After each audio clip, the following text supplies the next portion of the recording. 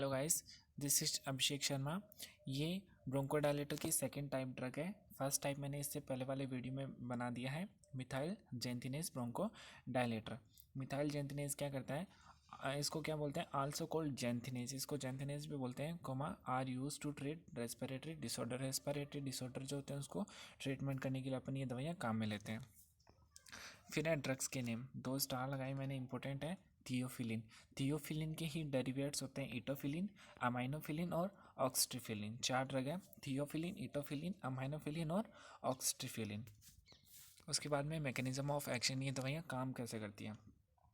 These drugs relieve bronchospasm by relaxing bronchial smooth muscle, resulting in smooth muscles relaxation, bronchodilator and decrease inflammatory mediator। मतलब जो bronchi जो spasm हो चुके हैं, जो कॉन्स्ट्रिक्ट हो चुके हैं, उन्हें क्या करती है, डायलेट करती है।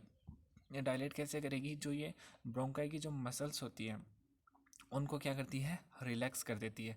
रिलैक्स होने के बाद क्या होते हैं, ये वाइड हो जाते हैं, डायलेट हो जाते हैं। और क्या करती है, जो सीरोटोनिन होता है, स्टामिन होता है, जो इन्फ्लामेटरी मीडिएटर होते हैं, उनको भी क्या करती है, कम कर देती है। ठीक है, ये हो गया इसका मैकेनिज्म ऑफ एक्शन।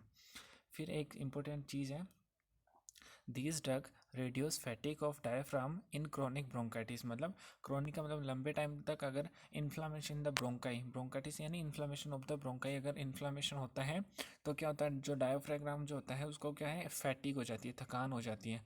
तो उसमें भी अपन दवाइयाँ काम में कहते हैं, उसको फैटिक ना हो इसलिए भी अपन ये दवाई काम में लेते हैं। ठीक है। फिर है फार्मेको थेराप्यूटिक या फिर इंडिकेशन या फिर यूजेस, कौन कौन सी कंडीशन में अपनी दवाइयाँ काम में ले सकते हैं। फर्स्ट है, these drugs are use to treat, exam में ये लिखने का बेस्ट तरीका होता है, these drugs are use to treat. उसके बाद में लिखना है फर्स्ट, क्रोनिक ब्रोंकाइटिस, सीओपीडी यानी chronic obstruction pulmonary disease, asthma, emphysema, और to treat and prevent bronchospasm. Bronchospasm से भी ट्रीटमेंट या फिर प्रिवेंट करने के लिए अपन ये दवाइयाँ काम में लेते हैं। फिर है कॉन्ट्राइंडिकेशन। कॉन्ट्राइंडिकेशन में फर्स्ट है हाइपर सेंसिटिविटी। पर्सन को अगर हाइपर सेंसिटिविटी होती है इन दवाइयों से तो ये दवाई नहीं देनी है। फिर है एडवर्स इफेक्ट।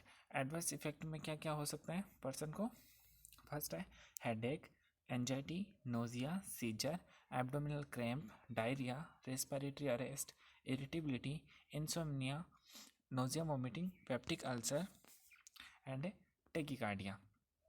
फिर इसका ड्रग इंट्रैक्शन, अगर अपन ये दवाइयाँ बीटा ब्लॉकर के साथ में देते हैं तो इनका जो असर होता है एंटागोनाइज यानी कम हो जाता है।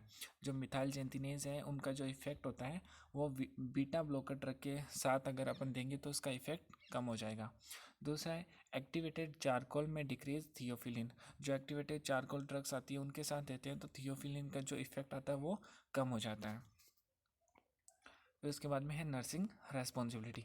नर्सिंग रेस्पॉन्सिबिलिटी बात करें तो फर्स्ट है, nurse should monitor adverse reaction. जो एडवर्स रिएक्शन जो होती है उसको मॉनिटर करती है नर्स। सेकंड है, nurse should monitor intake and output and watch for sign and symptoms of retention. ठीक है, मैंने 2 नर्सिंग रेस्पॉन्सिबिलिटी लिखी है, एग्ज़ाम में आपको मिनिमम 10 लिखनी होती है।